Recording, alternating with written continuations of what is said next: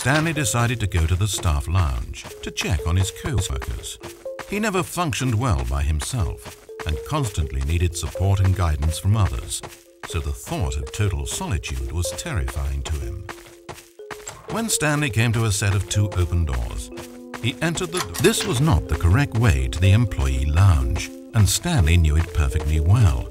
So he turned left at the first open door and walked back in the right direction. He was back on track.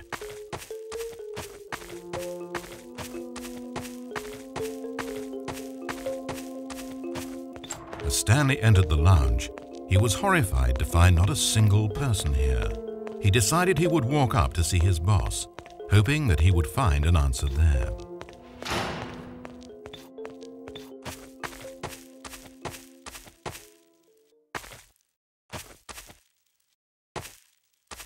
Coming to a staircase, Stanley walked upstairs to his boss's office.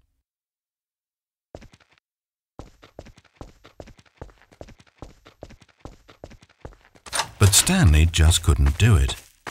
He considered the possibility of facing his boss, of admitting that he had left his post during work hours. He might be fired for that. And in such a competitive economy, was it really worth taking that risk? All because he believed everyone had disappeared?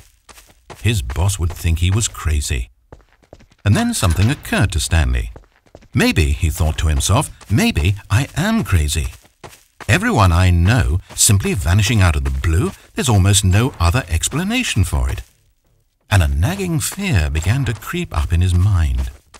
Questions that had been there all along. He just hadn't put his finger on them yet. For example, why couldn't he see his feet when he looked down? Why did doors close automatically behind him wherever he went? And for that matter, these rooms were starting to look pretty familiar.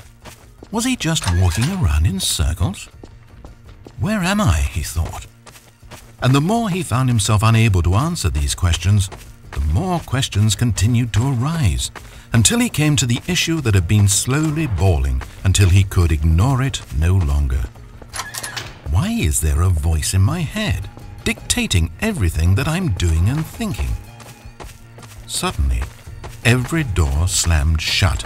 "No!" Stanley screamed. "I need to get out of here. I need to know that there's something out there. I need to know it's not just all in my head." And he screamed and clutched at his skull as the voice grew harsher and the music in the background rose higher and higher. And then, moments before collapsing to the ground, Stanley clenched his fists and screamed to anyone who might be listening, "I'm not real! I'm not real! Don't believe any of it! None of it's real!" And then everything went black. This is the story of a woman named Mariella.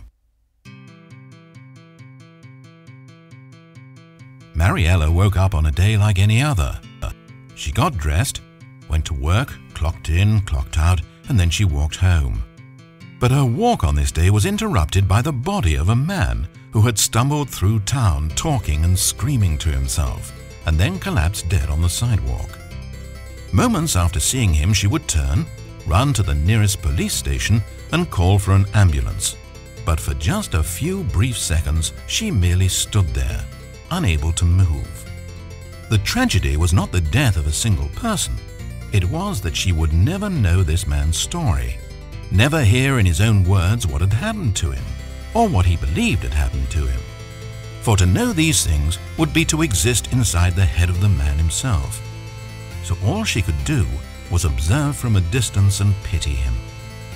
But Mariella had places to be and people to meet with, very important people, whose impressions of her would affect her career and indeed the rest of her life. She stood there for only a moment, looking down at the body, and then she ran.